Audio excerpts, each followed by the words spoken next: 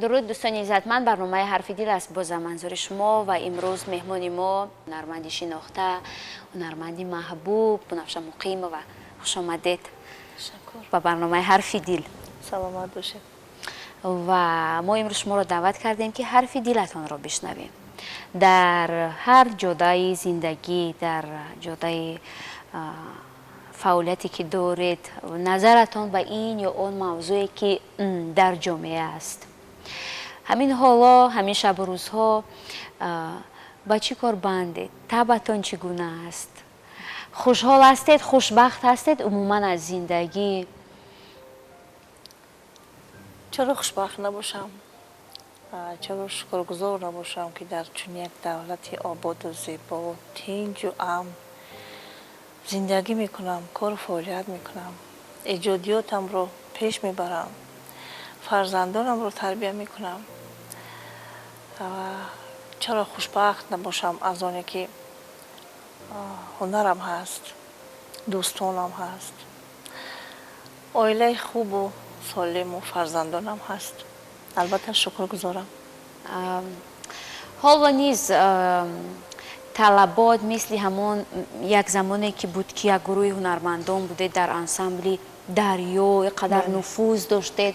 من در خاطر دارم که خورد بودیم ترانه‌هایتان رو میشنیدیم، با آرایش مویتان، با لباس پوشیتان همون گروه آوازه‌دار رو همه تقلید میکردن. حالا هم همین طور است یا چیزی با گذشت زمان عموما در زندگی هنرمند تغییر می‌یابد؟ البته، چرا که زندگی به یک مجرا نیست. چون دریا زندگی طغیان دارد، فیان دارد، آرامش دارد، شور دارد، شوق دارد و من در یک جای معین نمی‌ایستد. زمانی که در دسته هنری دریا کار و فعالیت می‌کردیم، وقت بسیار جوان بودیم، کوشش ها بسیار بود، ذوق بیشتر بود. چرا که اون پرابلم هایی که امروز بر سر انسان می آید، من پرابلم های زندگی رو در نظر دارم.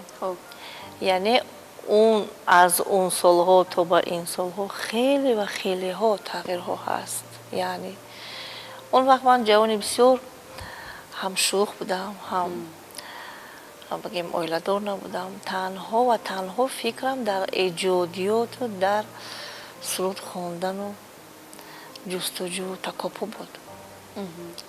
خب با گذشت سالها وقتی که عمر به جای میرسد، انسان باز به کمال میرسد و عقلش باز سالمتر میگردد، الکی نظرش، فکرش دیگر میشود. یعنی عائله بنیاد کردن در کار می شود، تربیت فرزندان پیش راه می شود.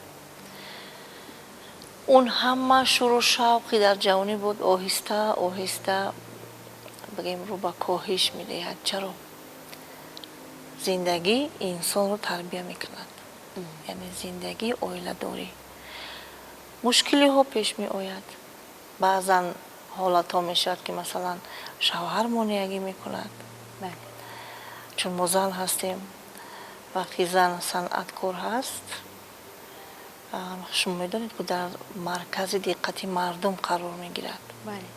طرز لباس پوشش، طرز مثلا سخن کردن و طرز رفتار و معاشرت و اون همه در همون انسان، اگر در صورت انسان، اگر سیرتش یک طرف ایستد، اون چیزی که در صورت عیان است، اون همه در مد اول، یعنی در دقت اول است. با همون زمان ها توجه میکردید که مثلا هر یک رفتار شما رو مردم دقت میکنن؟ لباستون؟ راستی نه اونقدر، چرا که زمان علمون خیلی بود. مردم بیشتر با لباس هایی که ما با تن میکردیم بسیار توجه میکردن و تقلید هم میکردن. لباس تاجیکی رو که بله، صرف تاجیکانه بود.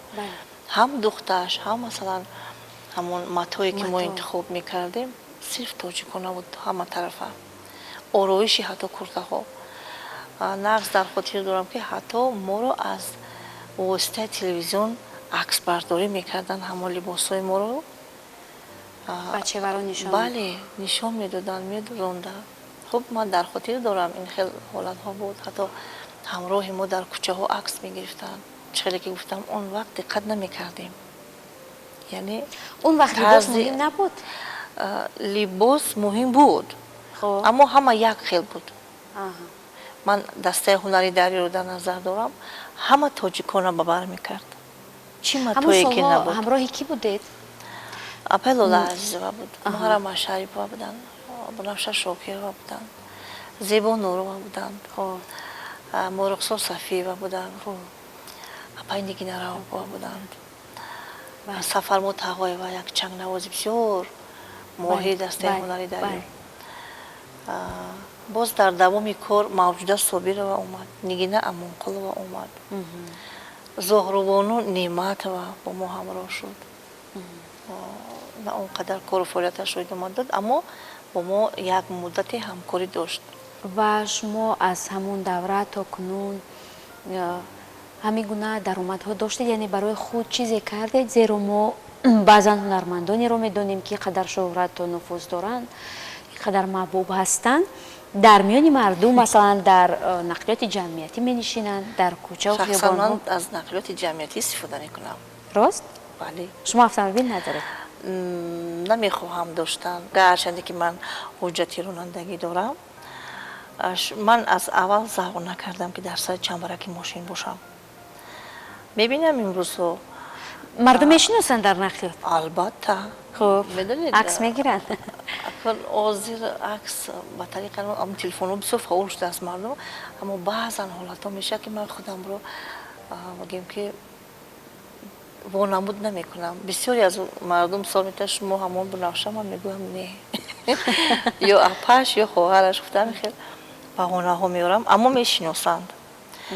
با یک دیگر ایمو اشاره میکنن، مثلا نشون میدن ببینید فلانی گفته در کوچه، در بازار، در کوچه‌ای که نباشد. من از این مثلا چی بگم ناراحت نیستم که من از نقلیات جمعیتی استفاده میبرم. می شود حالت هایی که با کار سراسیمه هستم از مثلا تاکسی هایی که امروز خدمت رسانی میکنن استفاده میکنم. بعضا همکارا هستن که در همسایگی ما زندگی میکنیم، با همراه اونها مثلا با جای کار میایم. خلاصه پای پیاده نیستیم. بله بله. شهر مهم، شهر آباد است. بله. در همه حالت ها خوبیش در چی است که در همه حالت ها نقلیات یافت می شود. این البته بهبودی است. و در ابتدای برنامه شما از فرزندانتان یاد آوردید. من گمان میکردم که شما یک پسر دارید. نه، دو پسر دارید. به درباره پسرانتان حرف بزنیم. چند ساله هستند؟ کجا تحصیل میکنند؟ کلانی صنف 8 رو تمام کرد و به صنف 9 قدم میگذارد و خوردی در صنف 4 قدم میگذارد. بله. اما در ساحه صنعت یگان تای از اونها میل نکردن، خواهش نکردن و من هم مجبور نکردم. اما خواهشتان چه خیلی؟ میخواید کدام راه انتخاب کنند؟ کدام راهی که نباشد بهتر باشد، معقول باشد، از من چی طلب کرده می شود؟ فقط دستگیری، نظارت و دستگیری. بله. تو جای ما میدونیم پسر کلانیتان با فوتبال میل داره. بله، با ورزش. حالا مشق میکنند؟ فوتبال میرود؟ میرود. چه خیلی از پیشروی هاشون؟ فهمیشش عالی درجه است. همه بازیگران دسته فلور رو میدوند، میشناسد نام به نام، حتی با رقم هایشان. یک شبکه اجتماعی دارد، با آنها بعض وقت در تماس می شود، زبان انگلیسی رو میدوند، حتی از زندگی زبان انگلیسی رو میدوند؟ بله. هر دو پسران؟ نه، کلانی فقط. از کار و روزگار و فعالیت آنها با خوبی با خبر است. حتی بر من نقل میکنه که مادر جان من میخواهم با مانند اینش باشم، من میخواهم درآمدم با مانند اینش باشد. همین خیلی آرزوها میکند. من در جوابش میگویم پسرم خان،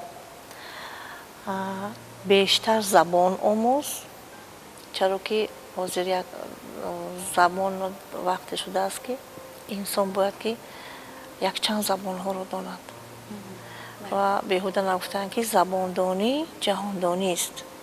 و من بارها تاکید میکنم که برای راست باش، сари маро паст накун, чаро ки ман то ба имрӯз кӯшиш кардам ки обрӯи волидонамро нигаҳ дорам ва ту давомдиҳандаи номи ман ҳастӣ. Кӯшиш кун ки номи ман масалан аз пушти ту ба бадӣ наояд ва чӣ дастгирӣ ки аз ҷониби ман лозим шавад барои ту мекунам. Ҳамин хел гуфта насиҳатҳо мекунам. ба андешаи худатон дар тарбияи фарзанд ва хоҳишҳое ки дорад аз чӣ дастатон намерасад? Дасти расо дар кадом бахшаш надоред? Масалан, кадом кори фарзанд ё орзуи фарзандро амалӣ карда наметавонед аз нигоҳи худатон? Медонед, айни ҳол ман дар зиндагӣ ҳам падар ҳастам ва ҳам модар. Хуб рӯзона то бегоҳ дар кор барои оне ки масалан фарзандони ман камбудӣ надошта бошанд. Хуб бегонӣ меоям ба хона, нақши модарро иҷро мекунам. Бинед, барои як зан ин мушкил аст албатта ҳам нақши падар ва ҳам нақши модарро дар зиндагӣ барои фарзанд иҷро кардан бисёр мушкил аст. ҳоло ки онҳо писарбача ҳастанд. норасоӣ чӣ аст? ман фикр мекунам ки меҳри падарӣ намерасад. Гарчанде ки падарашон ҳаст, зинда ҳаст, аммо бо мо нест. назди фарзандон намеояд? қариб ки не. рӯзҳое буд ки масалан фарзандон аз интизорӣ, аз чашм роҳпаймоӣ монда мештанд, хаста мештанд, ҳатто мегиристанд. Ман ба онҳо чӣ мегуфтам? писарам, мард бош, мард намегиряд. мард ҳам инсон аст, мард ҳам дил дорад, аммо ман намехоҳам ки ашки ту мардро ман бибинам. барои чӣ? барое ки дар оянда такягоҳу пуштибони ман ту ҳастӣ, яъне марди хонаи ман ту ҳастӣ. гуфта ҳамин хел насиҳатҳо васиятҳо мекунам. ва бо мурури замон вақте ки онҳо ба камол расиданду аллакай мефаҳманд ки дар зиндагӣ кӣ масалан марди хона аст, ман гунаҳгор намекунам, аммо аз гуфтаи масалан фарзандонам онҳо аллакай тақсим карданд ки кӣ гунаҳгор аст, падар ё модар. хубу бадро аллакай ҷудо мекунам. бале, ман эҳсос мекунам ки рафтори онҳо, ҳамон дили кӯчак ки нозуке ки онҳо доштанд, имрӯз аз меҳру муҳаббат мегӯем ки пур шудааст. яъне ҷои он ҳама интизориҳову шабзиндадориҳо, он ҳама ғаму дарде ки барои падар доштанд, ман фикр мекунам ки ҷои ӯро меҳри модар пур кард. тақдири ҳар инсон ҳар гуна навишта мешавад. сарнавишти ҳар инсон ҳар хел аст. нафаре аст ки хушбахт аст, нафаре аст ки масалан ҳама чиро дорад, саломатӣ надорад. ва нафаре ҳаст ки тамоми чизи рӯи дунёро дорад, хушбахт аст, аммо фарзанд надорад. яъне тарозуи зиндагӣ ҳеҷ вақт баробар нест. аз мо бандагон чӣ талаб мекунад? фақат шукрона гузоштан, шукр кардан. ва воқеан ҳам гуфтед ки ин амри тақдир аст. баъзан кӯдаконе ҳастанд ки бетарбияи падар ба воя мерасанд, баъзеашон баръакс. аммо нисбати мардон мо занон эҳсосотӣ ҳастем. дар масалан гирӯдорҳои зиндагӣ баъзан ҳолатҳо зиёд мешавад ки ба эҳсосот дода мешавем. аз ин эҳсосотҳо инсонҳо хатогиҳо зиёд мекунанд дар тарбияи фарзанд, дар ҳалли ин ё он масъалае ки дармондан. ва шумо ин гуна ҳолатҳоро чӣ гуна бартараф мекардед?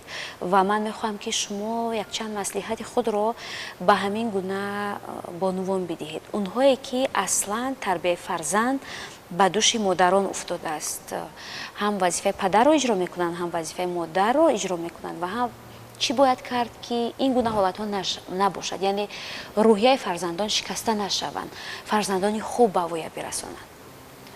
бисёр бонувонро ман дидам, ҳатто мушоҳида кардам ки вақте ки падар нест, анамон қасди падарро, набудани падарро аз фарзанд местонанд, яъне ҷабр мекунанд.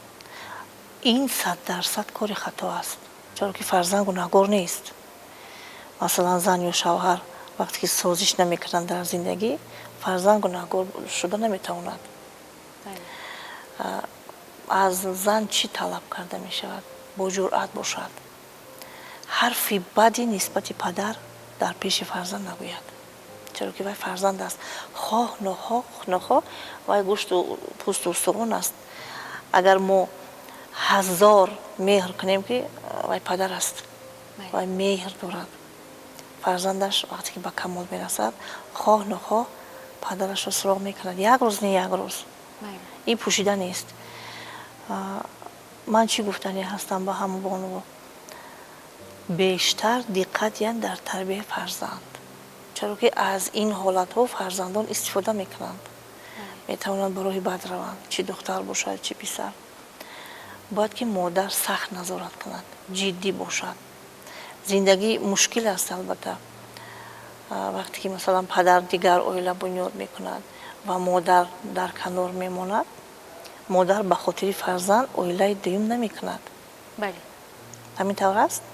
аммо мардон оила бунёд мекунанд, боз фарзандон мешаванд. аммо занҳо ин гуна нестанд. ба худ ҷабр мекунанд, ситам мекунанд. лекин аз ин бояд ки дилшикаста набошанд, ҷиддӣ бошанд, коре кунанд ки масалан баъд дар пеши фарзанд гирия мумкин нест. шумо ашк намерезед? Не. тамоман дар танҳоӣ вақте ки фарзандон ҳам нестанд, мешавад ки ҳолатҳое ки инсон танҳо мемонад, мушкилоти зиндагӣ пеши рӯ меояд. баъзан ҳолатҳо, бисёр не. чаро ки ман намехоҳам ки ашки маро касе бинад. ва гуфтем ки ҳунармандед, инқадар алоқамандон зиёд доред, танҳоиро бештар аз чӣ эҳсос мекунед? масалан баъзе нафарон мегӯянд ки ҳамроҳи фарзандон менишинам, аммо танҳо ҳастам. танҳоиро аз ки эҳсос мекунед? аз набудани ҳамсар ё бетаваҷҷӯҳи бачаҳо ки аллакай калон шуданд, ё дар майдонҳои калон, дар саҳнаҳои калон кам баромад кардан? аз чӣ бисёр танҳоӣ эҳсос мекунед? танҳоӣ медонед, фақат бемодари маро танҳо мемонад. фарзанд хайр меваи умр аст, меваи инсон аст. вақте ки ба камол мерасад, аллакай роҳу равиши худро интихоб мекунад. хуб меҳрубонӣ маро масалан ҷавобу ҳаст. вақте ки ман ба хона меоям, дарав оғӯш мекунанд. оғӯш мегиранд, меҳрубонӣ мекунанд? албатта. ако ҳоле ки хурдастанд, баъзан вақт шӯхӣ мекунам, ба онҳо мегӯям ки бачаем, ҳозир чӣ қадаре ки метавонед меҳрубонӣ кунед, фардо оиладор мешавед, боз меҳр тақсим мешавад. ҳар кас паи зиндагӣ албатта.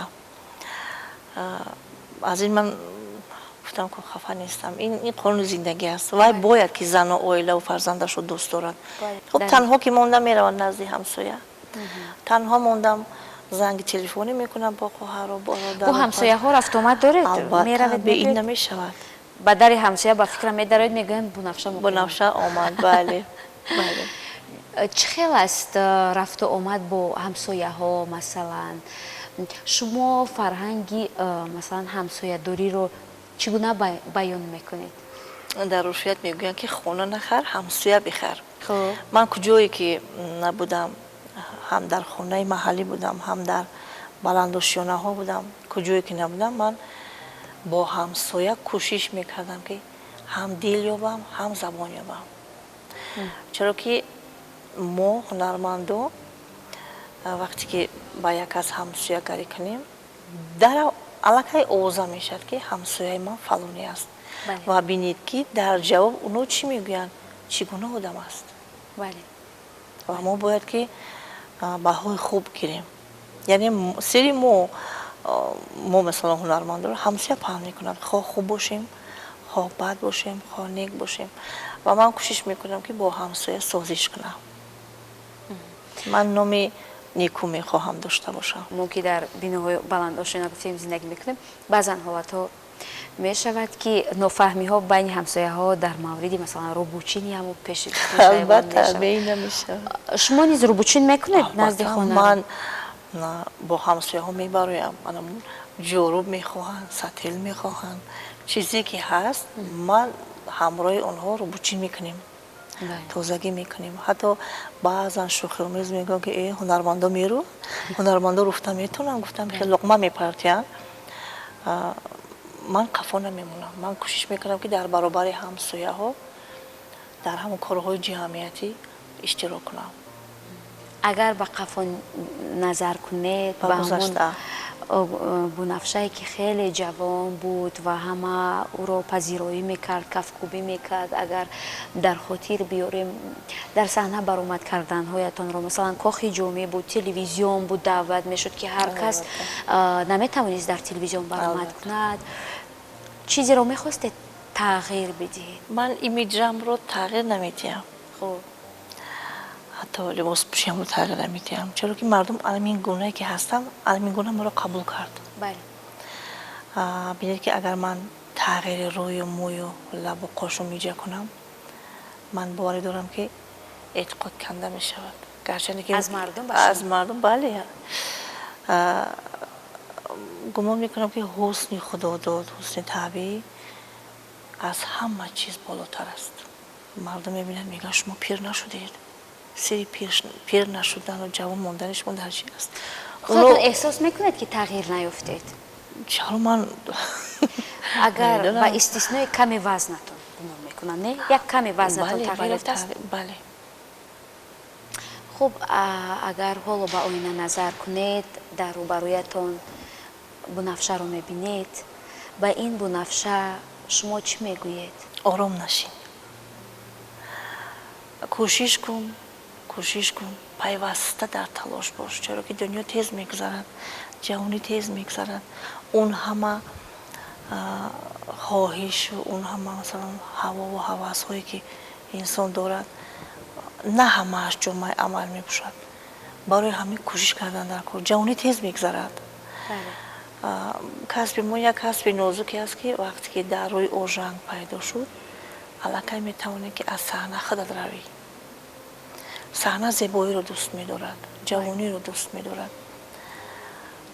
бинед ки дар хориҷа ин гуна нест. ҳунармандое ҳастанд рӯи саҳнаи ҳунар ки 70-80 сола ҳастанд, ҳунарнамоӣ мекунанд. чӣ қадар мухлисон доранд, чӣ қадар толорҳои консертишон пур аз мухлисо аст. барои чӣ? барое ки онҳо зинда месароянд. барои шумо кадомаш роҳаттар аст, зинда сароидан? барои ман албатта зинда сароидан. барои чӣ? вақте ки саҳна мебароӣ, вақте ки чашм ба чашм бо мухлис рӯбарӯ мешавӣ, аллакай чашмҳо бо ту суҳбат мекунанд, ғоибона, хомӯшона суҳбат мекунанд. ту аз онҳо илҳом мегирӣ. шахсан худи ман вақте ки мо ба сафарҳои ҳунарӣ мебароем, ба ҳамроҳи дастаи ҳунари фалак, барномаҳои консертии мо ба таври зинда мегузарад.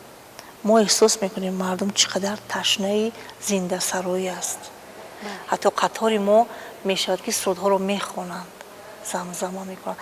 ҳатто боз хоҳиш мекунанд ки фалон сурудро шумо хонед. як кайфияти дигар дорад зинда сароидан. ҳолатҳое мешавад ки мисра аз хотир мебарояд, мусиқачиҳо менавозанд. чандин бор инам як кайфияти худро дорад. албатта дар ҳол шунавандаи мо бисёр имрӯз закӣ аст ки фонограммаро аз зинда сароидан тез эҳсос мекунад, тез мешиносад. ва ҳоло ки мо ба нуқтаи ниҳоии барнома наздик мешавем, ҳарфи дили шумо барои бонувон чист? барои тамошобинони аз он тарафи экран моро тамошо доранд, дар зиндагӣ муҳим чӣ аст? чӣ бояд кард ки ҳамеша хушҳол буд? аз ҳар як лаҳзаҳои кӯчаки зиндагӣ баҳр бурда тавонем. ҳамин хел зиндагӣ кунед ки фикр кун ки имрӯз рӯзи ахирони ту аст. яъне чӣ гуна? аз наздиконат бохабарӣ кун, фарзандонатро гарм ба оғӯш бигир, дар ҷои кор муомилаи хуб дошта бош, анамон меҳру муҳаббате ки дар қалби инсон аст пинҳон накун. яъне аз худ номи нек боқӣ гузор. вақте ки инсон боз рушд мекунад худро мешиносад фикрҳош тағйир меёбад. Шахсан худи ман чӣ мегӯям? Ман мехоҳам ки баъди маргам дар бораи ман ҳарфи нек бигӯям. Кӯшиши ман ҳамин аст ки маро ба некӣ ёд кунанд. ташаккур мегӯям Саломат барои бошед. ҳарфи дилатон кушодан барои мо ва барои тамошобинон. Саломат бошед. муваффақият мехоҳем дар касбу коратон ва бигзор ки ин ҳунари шумо боз садсолаҳои дигар ба мардум шодиву фараҳ биёранд. Ташаккур аз даъват. хуш омадед. Саломат дӯстони иззатманд, барномаи ҳарфи дилро манзури шумо гардонием. Аз ҳар бобати зиндагӣ гуфтем ва паҳлӯҳои гуногуни зиндагӣ ҳунарманди шинохтаи кишвар Бунафша Муқимоваро барои шумо кушодем. хайр азизан.